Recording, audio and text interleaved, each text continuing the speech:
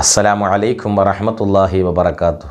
ബിസ്മില്ലാഹി അൽഹംദുലില്ലാഹ് വസ്സലാത്തു വസ്സലാമു അലാ അഷ്റഫി റസൂലില്ലാഹ് വഅലാ ആലിഹിൽ ഫായിസീന ബിറിളല്ലാഹ് അമ്മാ ബഅദ്. പ്രിയമുള്ള മുഅ്മിനീങ്ങളെ, ചുഴലി മൗലവിയുടെ വിവരക്കേടുകളുമായി വീണ്ടും ഒരു വീഡിയോ സോഷ്യൽ മീഡിയയിൽ പ്രചരിപ്പിക്കപ്പെട്ടുകൊണ്ടിരിക്കുകയാണ്. അബൂ ത്വാലിബിൻ്റെ ഖുതുബ എന്നാണ് ആ വീഡിയോയ്ക്ക് പേര് കൊടുത്തിട്ടുള്ളത്. ഏകദേശം 4 മിനിറ്റോളം വരുന്ന ദൈർഘ്യമുള്ള ഒരു വീഡിയോയാണത്. അതിൻ്റെ പ്രധാനപ്പെട്ട പരാമർശ വിഷയം എന്ന് പറയുന്നത് അബൂ ത്വാലിബ് നബി സല്ലല്ലാഹു അലൈഹി വസല്ലം തങ്ങളുടെയും ഖദീജ ബീബി റളിയല്ലാഹു അൻഹയുടെയും നിക്കാഹിൻ്റെ സമയത്ത് നടത്തിയ ഒരു ഖുതുബയാണ്. ആ ഖുതുബയുമായി ബന്ധപ്പെട്ടാണ് അദ്ദേഹം ചില പരാമർശങ്ങൾ നടത്തിയിട്ടുള്ളത്. ആദ്യം അതിൻ്റെ ചില ഭാഗങ്ങൾ നമുക്കൊന്ന് കേട്ടു നോക്കാം. വർത്തമാന കാലഘട്ടത്തിലെ പാരമ്പര്യ മുസ്ലിമീങ്ങൾ അബൂ താലിബിന്റെ അതേ മദ്ഹബിലാണ്. അവർ നരകത്തിലേക്ക് പോകാനുള്ളവരാണ്. അപ്പോൾ വർത്തമാന കാലഘട്ടത്തിലെ പാരമ്പര്യ മുസ്ലിമീങ്ങൾ, ഈ പാരമ്പര്യ മുസ്ലിമീങ്ങൾ എന്ന് പറഞ്ഞാൽ പ്രിയമുള്ളവരെ നമ്മൾ മനസ്സിലാക്കണം, ഒരു പരമ്പര പറയാനുള്ളവരാണ് പാരമ്പര്യ മുസ്ലിമീങ്ങൾ എന്ന് പറയുന്നത്. അഷ്റഫുൽ ഖൽഖ് റസൂലുള്ളാഹി സ്വല്ലല്ലാഹു അലൈഹി വസല്ലമ തങ്ങൾ അവിടുന്ന് പഠിപ്പിച്ച പരിശുദ്ധമായ ദീനുൽ ഇസ്ലാം, അത് നേരിട്ട് കണ്ടുപഠിച്ച സ്വഹാബികൾ, അവരിൽ നിന്നും നേരിട്ട് കണ്ടുപഠിച്ച താബിഈങ്ങൾ, അവരിൽ നിന്നും നേരിട്ട് കണ്ടുപഠിച്ച താബിഈങ്ങൾ, അവരിൽ നിന്നും നേരിട്ട് കണ്ടുപഠിച്ച സച്ചരിതരായ ഇമാമിയങ്ങൾ, മഹത്തുക്കൾ, അങ്ങനെ ഒരു പരമ്പര പറയാൻ കഴിയുന്നവർക്കാണല്ലോ പാരമ്പര്യ മുസ്ലിമീങ്ങൾ എന്ന് പറയുന്നത്. ഈ പാരമ്പര്യ മുസ്ലിമീങ്ങളൊക്കെയും നരകത്തിലാണ് എന്നാണല്ലോ ഇദ്ദേഹം യഥാർത്ഥത്തിൽ ഈ പറഞ്ഞതിൻ്റെ രത്നച്ചുരുക്കം. അതാണല്ലോ, ലോകത്തുള്ള ഭൂരിഭാഗം വരുന്ന മുസ്ലിമീങ്ങളും അവർ പാരമ്പര്യ മുസ്ലിമീങ്ങളാണ്. അവർക്കൊരു പാരമ്പര്യം പറയാനുണ്ട്, അവരൊക്കെ നരകത്തിലാണ് എന്നാണ് ഇദ്ദേഹം പറഞ്ഞു വന്നതിൻ്റെ ആകത്തുക. ഇദ്ദേഹം ഇങ്ങനെ പറയാനുള്ള പ്രധാനപ്പെട്ട കാരണം എന്താണെന്നറിയോ? ഒന്ന്, ഇദ്ദേഹത്തിന് വിവരമില്ല എന്നുള്ളത് തന്നെയാണ്. കാരണം നമുക്കറിയാം, ഇദ്ദേഹത്തിൻ്റെ ഒരു വീഡിയോ ഞാനും നേരത്തെ മുമ്പ് ചെയ്തിട്ടുണ്ട്. ഇദ്ദേഹത്തിന് പല വിഷയങ്ങളിലും വിവരമില്ല. ആ വിവരമില്ലായ്മയാണ് ഇദ്ദേഹം പലപ്പോഴും പ്രസംഗങ്ങളായി ഈ ദീനുൽ ഇസ്ലാമാണെന്ന രൂപത്തിൽ ജനങ്ങളുടെ മുന്നിൽ സംസാരിച്ചു കൊണ്ടിരിക്കുന്നത്, പ്രചരിപ്പിച്ചു കൊണ്ടിരിക്കുന്നത്. ഇദ്ദേഹത്തിന് വിവരമില്ല എന്നുള്ളതിൻ്റെ ഒറ്റ ഉദാഹരണം നമുക്കറിയാം. ഒരാൾക്കൊരു രോഗം വന്ന് ആ രോഗവുമായി ബന്ധപ്പെട്ടിട്ട് അയാൾ ഒരു ഡോക്ടറെ സമീപിച്ചു, ഒരു മരുന്ന് എഴുതി കൊടുത്തു.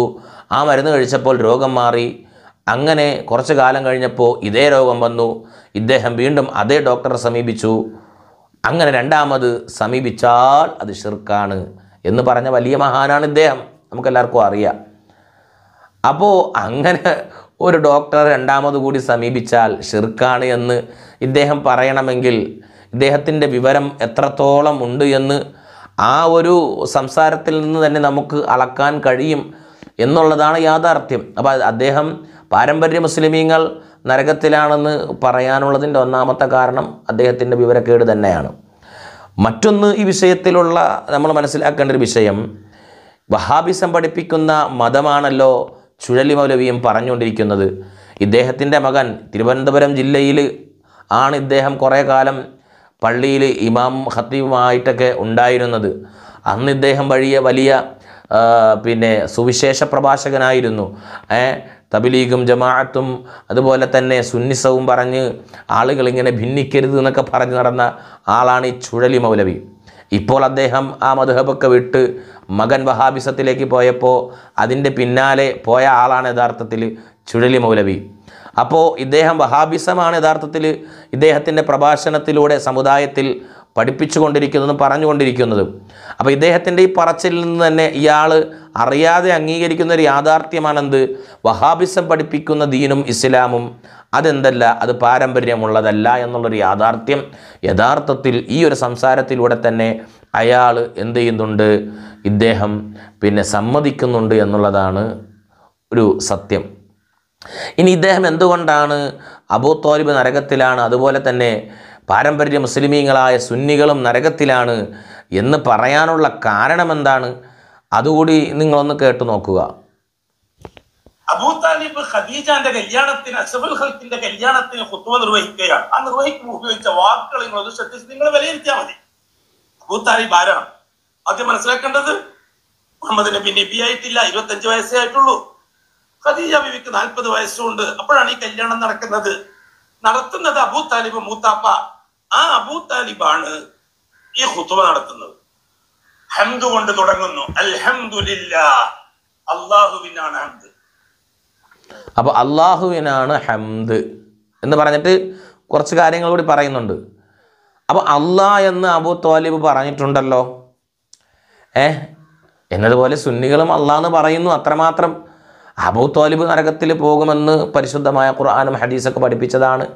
അതുപോലെ തന്നെയാണ് സുന്നികളും. ഇവർ അള്ളാഹ് എന്ന് പറയുന്നേ ഉള്ളൂ എന്ന് വരുത്തി തീർക്കാൻ വേണ്ടിയാണ് യഥാർത്ഥത്തിൽ ഇദ്ദേഹം ശ്രമിച്ചുകൊണ്ടിരിക്കുന്നത്.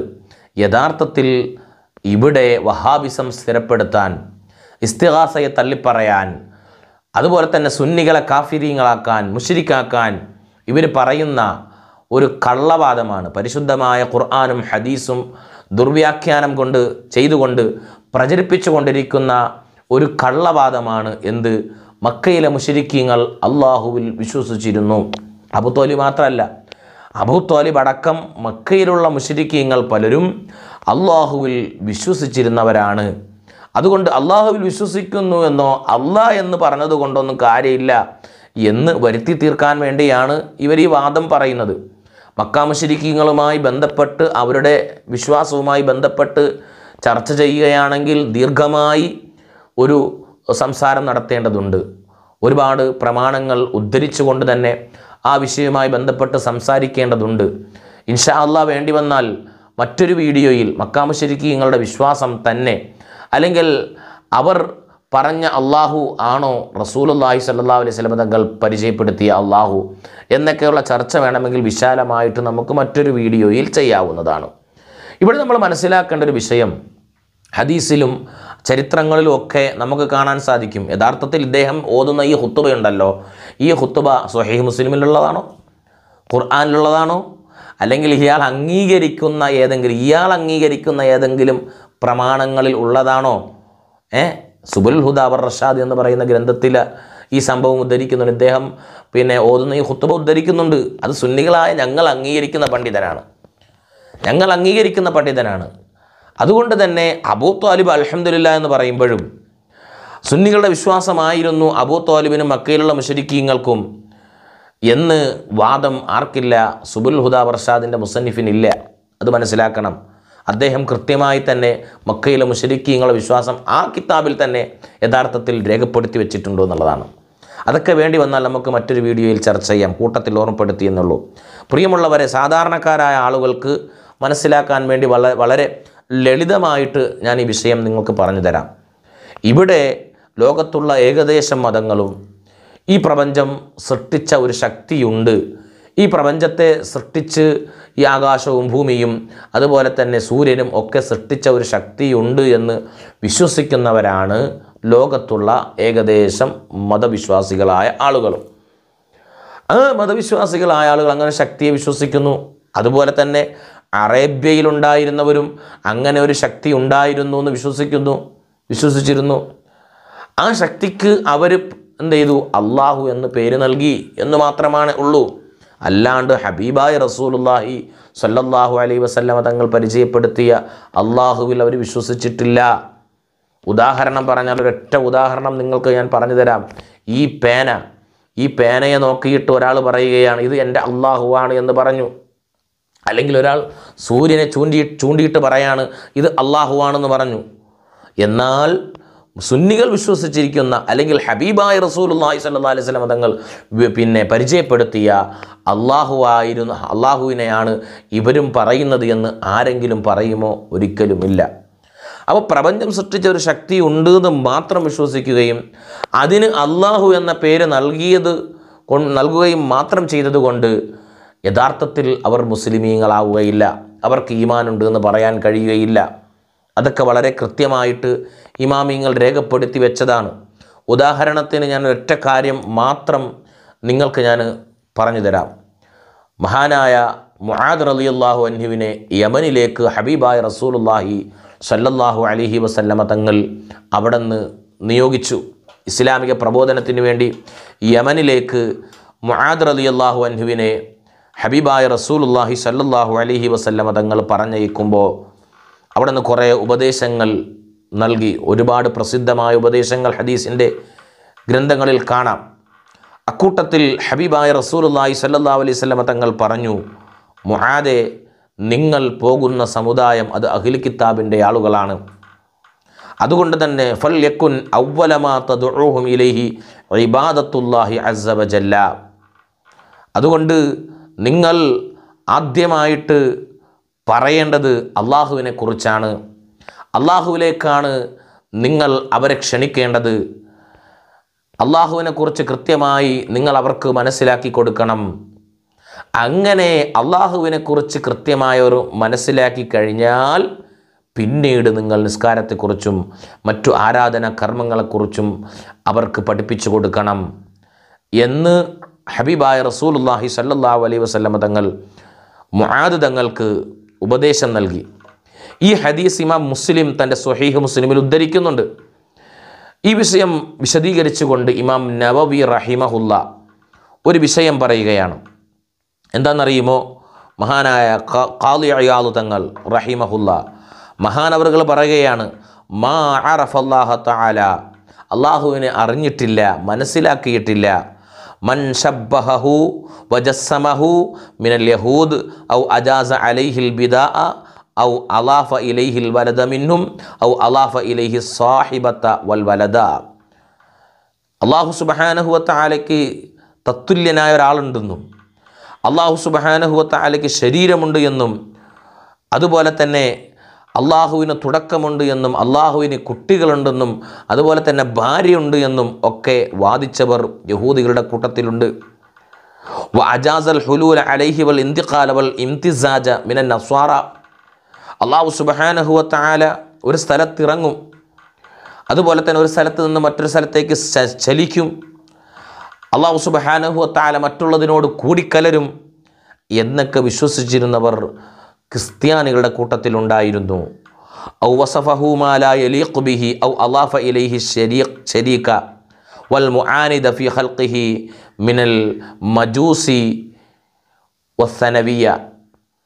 അതുപോലെ തന്നെ അല്ലാഹു സുബ്ഹാനഹു വ തആലയ്ക്ക് യോജിക്കാത്ത വിശേഷണങ്ങൾ അള്ളാഹുവിലേക്ക് ചേർത്തവർ, അള്ളാഹുവിലേക്ക് പങ്കുകാരെ ചേർത്തവർ, അള്ളാഹുവിന് അവൻ്റെ സൃഷ്ടികളിൽ തന്നെ പ്രതിയോഗികളുണ്ട് എന്ന് വിശ്വസിച്ച മജൂസികളിലും സനവിയാക്കളിലും പെട്ടവർ, ഇങ്ങനെയുള്ള ആളുകളൊന്നും അള്ളാഹുവിനെ അറിഞ്ഞിട്ടില്ല, ഇവരൊന്നും അള്ളാഹുവിനെ മനസ്സിലാക്കിയിട്ടില്ല എന്ന് ഇമാം നവവി റഹിമഹുല്ല പറയുകയാണ്. ഖാളി ഇയാദ് തങ്ങൾ പറഞ്ഞു എന്ന് പറഞ്ഞിട്ട് ഫമഅബൂദുഹുമുല്ലദീ അബദൂഹു ലൈസ ഹുവല്ലാഹ് എന്നിട്ട് പറയുകയാണ്, ഇവർ ആരാധിച്ചിരുന്ന ആരാധ്യ വസ്തു യഥാർത്ഥത്തിൽ അത് അള്ളാഹു അല്ല.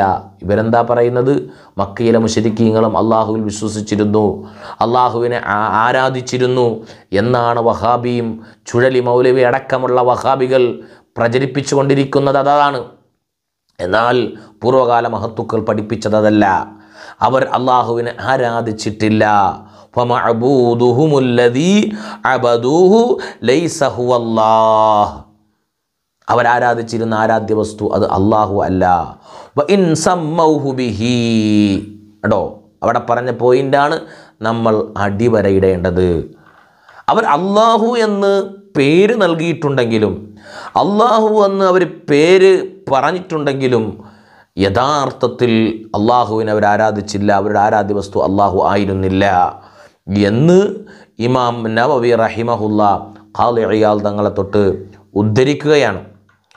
പ്രിയമുള്ള മുഅ്മിനീങ്ങളെ, അപ്പോൾ ഞാൻ പറഞ്ഞല്ലോ, അള്ളാഹു എന്ന് പറഞ്ഞാൽ ഈ പ്രപഞ്ചത്തെ സൃഷ്ടിച്ച ഒരു ശക്തിയുണ്ട് എന്ന് വിശ്വസിച്ചു എന്ന് മാത്രമേ ഉള്ളൂ. ആ വിശ്വാസത്തിൻ്റെ അടിസ്ഥാനത്തിൽ അവർ ആ ശക്തിക്ക് അള്ളാഹ് എന്ന് പറഞ്ഞു. റസൂലുള്ളാഹി സ്വല്ലല്ലാഹു അലൈഹി വസല്ലം തങ്ങളെ പരിചയപ്പെടുത്തി അള്ളാഹുവിൽ അവർ വിശ്വസിച്ചിട്ടില്ല എന്ന് ഞാൻ പറഞ്ഞല്ലോ. ഈ വിഷയം കുറച്ചുകൂടി ഭംഗിയായിട്ട് ബഹുമാനപ്പെട്ട സജീർ ബുഖാരി ഉസ്താദ്, നിങ്ങൾക്കെല്ലാവർക്കും അറിയാം, സജീർ ബുഖാരി ഉസ്താദിനെ ബഹുമാനപ്പെട്ട ഉസ്താദിൻ്റെ ഒരു ക്ലിപ്പിൻ്റെ കുറച്ച് ഭാഗം കൂടി നിങ്ങൾ കേട്ടു നോക്കൂ. എന്നാൽ അദ്ദേഹം വളരെ ഭംഗിയായിട്ട് ആ ഒരു വിഷയം പ്രതിപാദിക്കുന്നുണ്ട്, സംസാരിക്കുന്നുണ്ട്. ഇതിനു മുമ്പ് രണ്ട് കാര്യം സൂചിപ്പിക്കാം. ഒന്ന്, നബി സല്ലല്ലാഹു അലൈഹി വസല്ലം തങ്ങൾ ജനിക്കുന്നതിൻ്റെ എത്രയോ നൂറ്റാണ്ടുകൾക്ക് മുമ്പ് അറബികൾ അള്ളാഹ് എന്ന് പറയുന്ന ഇലാഹിനെ ആരാധിച്ചിരുന്നവരാണ്. അറേബ്യൻ ഗോത്രം കബീലകളായും, കബീലകൾ ഷുഊബുകളായും, ഷുഊബുകൾ അഷീറകളായും, അഷീറകൾ ബൈത്തുകളായും ഒക്കെ ഇങ്ങനെ വലിയ തോതിൽ വിഭജിക്കപ്പെട്ടുകൊണ്ടിരുന്ന ഒരു വലിയ ഗോത്ര സമൂഹങ്ങളാണ്. ഈ ഗോത്ര സമൂഹങ്ങളുടെ അന്നത്തെ ആരാധനാ രീതിയെക്കുറിച്ച് പഠിച്ചിട്ടുള്ള, ജാഹിലിയത്തിലെ ദിയാനത്തിനെക്കുറിച്ച് പഠിച്ചിട്ടുള്ള ആളുകളൊക്കെ പറഞ്ഞിട്ടുള്ള കാര്യം, അന്നുണ്ടായിരുന്ന അറേബ്യൻ ഗോത്രങ്ങൾ മുഴുവനും അവരുടെ വിശ്വാസത്തെ വേർതിരിച്ചാൽ ഒന്നുകിൽ അള്ളാഹുവിനെ മാത്രം ആരാധിച്ചിരുന്ന ആളുകൾ, അതല്ലെങ്കിൽ അള്ളാഹുവിന് കുറേ പങ്കാളികൾ, അത് ചിലപ്പോൾ കുട്ടി ദൈവങ്ങളായിട്ടോ പുത്രന്മാരും പുത്രിമാരുമായിട്ടോ ഒക്കെ സങ്കല്പിച്ച് അതിനെയൊക്കെ പൂജിച്ചിരുന്ന ആളുകൾ. ഇങ്ങനെയാണ് അന്നത്തെ അറബികളുണ്ടായിരുന്നത്. അവരിൽ ഈ കുട്ടിദൈവങ്ങളെ സംബന്ധിച്ച്, അള്ളാഹു അല്ലാത്ത ഈ ആളുകളൊക്കെ സംബന്ധിച്ച് അവർ കുറേ പ്രതിഷ്ഠകൾ നിർമ്മിക്കുകയും ആ പ്രതിഷ്ഠകളെ പൂജിക്കുകയും അതിന് വേണ്ട കുറേ നിവേദ്യങ്ങൾ അർപ്പിക്കുകയും അങ്ങനെയുള്ള ആരാധനാകർമ്മങ്ങളൊക്കെ ചെയ്തു പോന്നിരുന്നു. പക്ഷേ എല്ലാവരും കോമൺ ആയിട്ട് അംഗീകരിച്ചിരുന്ന ഒരു പൊതുദൈവം ആയിരുന്നു അവരെ സംബന്ധിച്ചിടത്തോളം അള്ളാഹു എന്ന് പറയുന്നത്. അള്ളാഹു എന്ന് പറയുന്ന അവരുടെ മഅബൂദായിരുന്ന ആ ശക്തിക്ക് മാത്രമേ ഉള്ളൂ അവർ വിഗ്രഹത്തിനെ സങ്കല്പിക്കാതിരുന്നതും അങ്ങനെ സങ്കല്പിക്കുന്നത് വലിയ ഗൗരവമുള്ള കുറ്റമായിട്ട് അവർക്കിടയിൽ വിചാരിക്കപ്പെട്ടു പോന്നിരുന്നു. ഇത് റസൂലുള്ളാഹി തങ്ങൾ ജനിക്കുന്നതിന് മുമ്പേയുള്ള അറബികളുടെ ഒരു രീതിയാണ്. ആ അള്ളാഹു എന്ന് പറയുന്ന ആ ഒരു വിശ്വാസ തലത്തിൻ്റെ പലതരത്തിലുള്ള വൈകൃതങ്ങൾ. ഇപ്പം നമുക്കറിയാം, ഈസാ നബി അലൈഹി സ്വലാത്തു വസ്സലാമിനെ പരാമർശിച്ചുകൊണ്ട് റസൂലുള്ളാഹി തങ്ങൾ പറഞ്ഞു, നസാറാക്കൾ ഈസാ അലൈഹി സ്വലാമിനെ പറ്റി അതിര് കടന്ന് മദ്ഹ് ചെയ്ത് വിശ്വാസ വൈകല്യത്തിലേക്ക് എത്തിയതുപോലെ നിങ്ങൾ എന്നെ മദ്ഹ് ചെയ്യാൻ നിൽക്കരുത് എന്ന് പറഞ്ഞൊരു രംഗമുണ്ട്. അള്ളാഹു ആകുന്ന യഥാർത്ഥ മഅബൂദിനെ തന്നെ ഇവർ വ്യാഖ്യാനിച്ചും അവരതിനെ പുതിയ പുതിയ സങ്കല്പങ്ങൾ കൂട്ടിച്ചേർത്തും തെറ്റായ വിശ്വാസ തലങ്ങളിലേക്ക് അവർ പോയി എന്നത് ശരി തന്നെ. അവരെ സംബന്ധിച്ചിടത്തോളം പൊതുവായി അവരുടെ പരമേശ്വരൻ ആയിട്ട് അംഗീകരിക്കപ്പെട്ടു പോന്നിരുന്ന കാര്യമാണ് അള്ളാഹു. രണ്ടാമത്തെ ഒരു കാര്യം, നബി സല്ലല്ലാഹു അലൈഹി വസല്ലം തങ്ങൾ ദഅവത്തുമായി വരുന്നതിൻ്റെ നൂറ്റാണ്ടുകൾക്ക് മുമ്പ് ജൂത ക്രൈസ്തവർ അറേബ്യൻ, പ്രത്യേകിച്ച് മദീനയിലും അതുപോലെ കിഴക്കൻ അറേബ്യൻ പ്രദേശങ്ങളായ നജറാൻ, യമൻ, ബഹ്റൈൻ പോലെ പ്രദേശങ്ങളിലൊക്കെ ജൂത ക്രൈസ്തവരുണ്ട്. ബൈബിളിൽ പുതിയ നിയമത്തിൽ ഗലാത്യർക്ക് എഴുതിയ പൗലോസിൻ്റെ കത്തുണ്ട്. അതിൽ അറേബ്യയിലുള്ള ജൂതന്മാർക്കിടയിൽ ക്രിസ്തുമത പ്രബോധനത്തിന് വേണ്ടി അദ്ദേഹം പോകുന്നതിനെ പറ്റി പരാമർശിക്കുന്നുണ്ട്.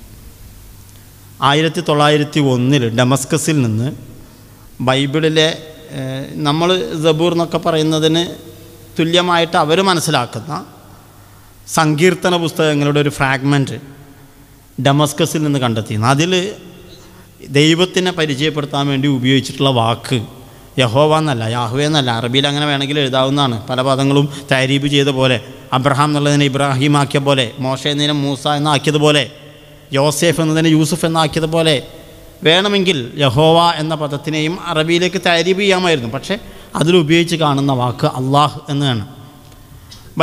അറബി ബൈബിളിൻ്റെ നിലവിൽ ലഭ്യമായിട്ടുള്ള ഏറ്റവും പുരാതനമായ കയ്യെഴുത്ത് പ്രതി എന്ന് പറയുന്നത് മൗണ്ട് സീനായ അറബി കോഡക്സാണ്. അതിലുടനീളം അള്ളാഹ് എന്ന വാക്കാണ് ഉപയോഗിച്ചിട്ടുള്ളത്. അപ്പോൾ അള്ളാഹ് എന്ന ആ ഒരു പരമമായ ഇലാഹിനെ ആരാധിക്കുക എന്നുള്ളത് ജൂതക്രൈസ്തവരുടെ ഇടയിലും അതുപോലെ പിന്നെ ഈ ബഹുദൈവ വിശ്വാസികളായിരുന്ന അവിടെ ഉണ്ടായിരുന്ന മുശ്രിക്കുകളുടെ ഇടയിലൊക്കെ ചിരപരിചിതമായിരുന്നൊരു പേരായിരുന്നു എന്ന കാര്യത്തിൽ യാതൊരു തർക്കവും ഇല്ല. അവരൊക്കെ കണ്ടിരുന്ന ആ ഒരു സങ്കല്പമാണോ നമ്മൾ അവതരിപ്പിച്ചത്, റസൂലുള്ളാഹി തങ്ങൾ അവതരിപ്പിച്ച, അത് വേറൊരു വിഷയമാണ്. അള്ളാഹ് എന്ന് പറയുന്ന വാക്കും ആ ഒരു മഅബൂദും അവർക്ക് സുപരിചിതമായിരുന്നു എന്നർത്ഥം. അപ്പോൾ ബഹുമാനപ്പെട്ട ഉസ്താദ് വളരെ കൃത്യമായി എന്ത് ചെയ്യുന്നുണ്ട്, മറ്റൊരു വിഷയവുമായി ബന്ധപ്പെട്ട് നാസ്തികർക്ക്, യുക്തിവാദികൾക്ക് നൽകിയ മറുപടിയുമായി ബന്ധപ്പെട്ട് പറഞ്ഞതുകൊണ്ടാണ് ഇതിൻ്റെ അവസാനം ഉസ്താദ് അവർകൾ പറഞ്ഞത്, ഈ നബി സല്ലല്ലാഹു അലൈഹി വസല്ലം തങ്ങൾ പരിചയപ്പെടുത്തിയ അള്ളാഹുവിനെ തന്നെയാണോ അവരും വിശ്വസിച്ചിരുന്നത് എന്നുള്ളത് മറ്റൊരു ചർച്ചയാണെന്ന് പറഞ്ഞാൽ ഇപ്പം നമ്മൾ ചെയ്യുന്ന ആ ചർച്ചയിൽപ്പെട്ടതാണ്. യഥാർത്ഥത്തിൽ അവിടെ ചർച്ച അതല്ല. അപ്പോൾ ഞാൻ പറഞ്ഞു വന്നത്, ബഹുമാനപ്പെട്ട ഉസ്താദ് അവർകൾ ആധികാരികമായ തെളിവുകളുടെ അടിസ്ഥാനത്തിൽ വ്യക്തമായി പറഞ്ഞതുകൊണ്ടാണ്. അപ്പോൾ അള്ളാഹ് എന്നുള്ള പ്രയോഗം സർവ്വസാധാരണമായിട്ട് ഉപയോഗിച്ചു പോന്നിരുന്നു എന്നാണ് എന്ത് ചെയ്യുന്നത്, ഈ പറഞ്ഞ വിശദീകരണത്തിൽ മനസ്സിലാക്കുന്നത്. ഇനി മക്കാ മുശ്രിക്കുകളുടെ വിശ്വാസം എന്ന് പറയുന്ന ഒരു ഭാഗം തന്നെ അത് വിശാലമായി ചർച്ച ചെയ്താൽ കാര്യമായിട്ട് നിങ്ങൾക്കതൊക്കെ മനസ്സിലാക്കാൻ സാധിക്കും. അപ്പോൾ ഇൻഷാ അല്ലാഹ് ഇദ്ദേഹം പറയുന്ന മറ്റൊരു ഭാഗം കൂടി നിങ്ങൾക്ക് കേട്ടു നോക്കാം. ഏതല്ലാഹിനെ സംബന്ധിച്ചെന്ന് നിങ്ങൾ വിലയിരുത്തണം. ഞാൻ ഇത് പറഞ്ഞെന്നറിയുമോ? എങ്കിൽ പിന്നെ അള്ളാഹു അവരെ എന്തിനാണ് കാഫിർ എന്ന് വിളിച്ചത്? ഇത്ര കൃത്യമായിട്ട് പറഞ്ഞിട്ടു. അത് പറയുകയാണ് ഏറ്റവും പറഞ്ഞത്. നിങ്ങൾക്ക് അത് തിരിഞ്ഞിട്ടുണ്ടാവില്ല, ആർക്കും തിരിഞ്ഞിട്ടുണ്ടാവില്ല. അതുകൊണ്ടാണല്ലോ ഞാൻ പറയുന്നത് തിരിയാത്തത്. തിരിയും ഇൻഷാ അല്ലാഹ്, ഒരു ദിവസം നിങ്ങൾക്ക് നേരപ്പെടുക്കും. ഇത്ര കൃത്യമായി അള്ളാഹുവിനെ വിശദീകരിക്കുകയും വിശ്വസിക്കുകയും ചെയ്യുന്ന അബൂ താലിബ് നരകത്തിലാണ്. ഖുർആന്റെയും സുന്നത്തിന്റെയും വെളിച്ചത്തിൽ നരകത്തിലാണ്. ഇത്ര കൃത്യമായി അള്ളാഹിനെ വിശ്വസിക്കുന്ന അബൂ താലിബ് നരകത്തിൽ എന്ന് പറയാൻ കാരണം എന്താണ്? ഇദ്ദേഹം വലിയ ആനത്തലയോളമുള്ള വലിയ ചോദ്യമാണ് ചോദിക്കുന്നത്. അതിൻ്റെ ഉത്തരം വളരെ സിമ്പിളാണ്. ഇതിനെക്കുറിച്ച് അറിയാത്തവർ എന്തോ വലിയ സംഭവമാണ് ഇയാൾ ചോദിക്കുന്നതെന്നും ആരും മനസ്സിലാക്കണ്ട. വലിയ സംഭവമായ ചോദ്യമില്ല. ഇതിന് സിമ്പിളായിട്ട് പിന്നെ മറുപടി പറയാനേ ഉള്ളൂ. എന്താണെന്നറിയോ? ഒരൊറ്റ വിഷയം.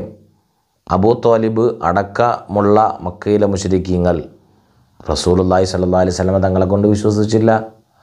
അതുകൊണ്ട് തന്നെയാണ് അവർ നരകത്തിലായത്. നിങ്ങൾ നോക്ക്, ഒരാൾ ഇസ്ലാമിലേക്ക് കടന്നു വരണമെങ്കിൽ ലാ ഇലാഹ ഇല്ലല്ലാഹ് മാത്രം ചൊല്ലിയാൽ മതിയോ?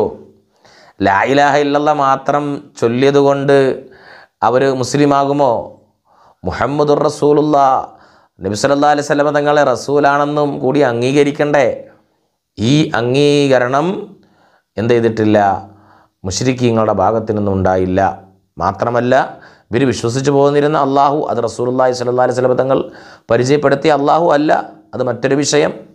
അത് വിശാലമായി ചർച്ച ചെയ്യാനുള്ളതാണ്. ഉദാഹരണം ഞാൻ മുമ്പ് വിശദീകരിച്ചതുമാണ്. അപ്പോൾ അതിന് മറുപടി അത്രയേ ഉള്ളൂ. ഈ പ്രപഞ്ചത്തിനൊരു ശക്തി ഉണ്ട് എന്ന് വിശ്വസിച്ചത് കൊണ്ട് മാത്രം എന്താവൂല, അവർ അള്ളാഹുവിനെ വിശ്വസിച്ചിരുന്നു എന്നുണ്ടോ? അങ്ങനെ ശക്തിയുണ്ട് എന്ന് കരുതി അതിന് അള്ളാഹു എന്ന് പേര് നൽകിയത് കൊണ്ടോ റസൂലുള്ളാഹി സ്വല്ലല്ലാഹി അലൈഹി വസല്ലം തങ്ങൾ പരിചയപ്പെടുത്തിയ അള്ളാഹുവിൽ വിശ്വസിച്ചു എന്നൊന്നും നമുക്ക് പറയാൻ സാധ്യമല്ല. ഇദ്ദേഹം അത് പറയുന്നത് ഇദ്ദേഹത്തിൻ്റെ പിഴച്ച വാദം സ്ഥിരപ്പെടുത്താൻ വേണ്ടിയിട്ട് പച്ചയായി ഖുർആൻ ആയത്തുകളും ഹദീസുകളും ചരിത്ര കിതാബുകളും ഇദ്ദേഹം ദുർവ്യാഖ്യാനം ചെയ്യുന്നതാണ്. ഇത് ഇദ്ദേഹത്തിൻ്റെ വിവരക്കേടിൻ്റെ ഭാഗം മാത്രമാണ് എന്ന് പറഞ്ഞുകൊണ്ട് ഇൻഷാ അല്ലാഹ് ഇതുമായി ബന്ധപ്പെട്ട് മറ്റു ചർച്ചകൾ മറ്റുള്ള വീഡിയോയിൽ നമുക്ക് കാണാം. അസ്സലാമു അലൈക്കും വറഹ്മത്തുള്ളാഹി വബറകാതുഹു.